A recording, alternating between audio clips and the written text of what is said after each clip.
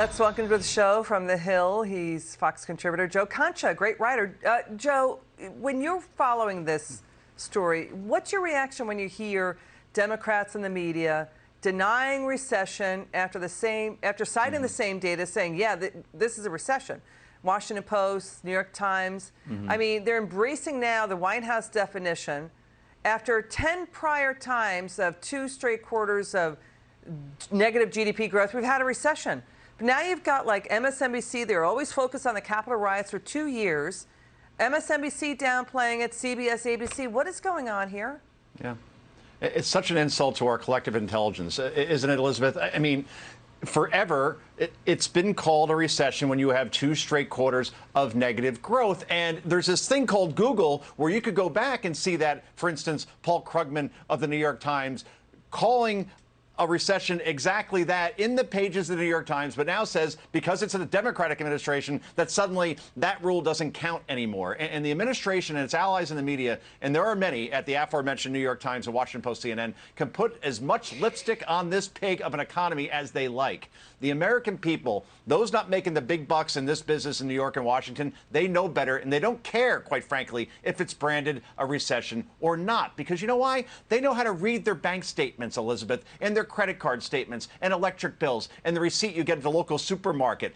Here are some numbers that may alarm any Democrat or anyone in journalism trying to spin this economy as not being a recession. Monmouth University poll, 88% of voters believe this country is headed in the wrong direction. Their number one concern, the economy. 82% of voters tell CNN the economy is poor, and just 1 in 4 approve of the way this president is handling inflation. So I don't want to hear any more about if this administration could just improve its messaging, everything's going to turn around. Bottom line, sound policy always eclipses bad PR, and the best PR never eclipses bad policy. And we've spent too much money, and now we're paying for it. And Joe, but isn't this their own set of alternative facts from the White House and the media?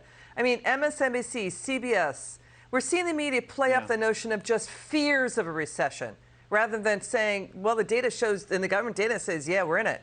CBS downplayed it as just recalibrating from the pandemic. It's just a buzzword, the word recession, technically not a recession. We're even saying it does not matter. What if there was a recession under Trump? And, you know, we did have the pandemic downturn, but separate from that, that was induced by the lockdowns and shutdowns that Dr. Fauci and Deborah Birx pushed and others pushed. But what if separate, before that, what if Trump did what Joe Biden and his team are doing and the media are doing, claiming there's no recession? It's wrong for anyone to say that. How would the rest of the media react to that if Trump did? Front page news, front page news 24/7. You'd have all these panels with American families there talking about how much inflation was hurting them because inflation is theft, and particularly for the low and middle class who can't absorb taking those sort of hits. You would see this being covered the way it should be covered under the Biden administration. And you're right, when you bring up Trump, context is important. It was at what, 1.4% when Donald Trump left office. We're talking it's now 6.5 times higher. I think the media can say all the things they want, Elizabeth, but in the end, nobody really trusts the messenger anymore. So people are going to vote the way they're going to vote based on their bank statements, their wallets, and what they're feeling at home overall, and not because of what CBS, the Washington Post, and CNN are telling them. But that I do know. You've got CNN correspondent John Harwood.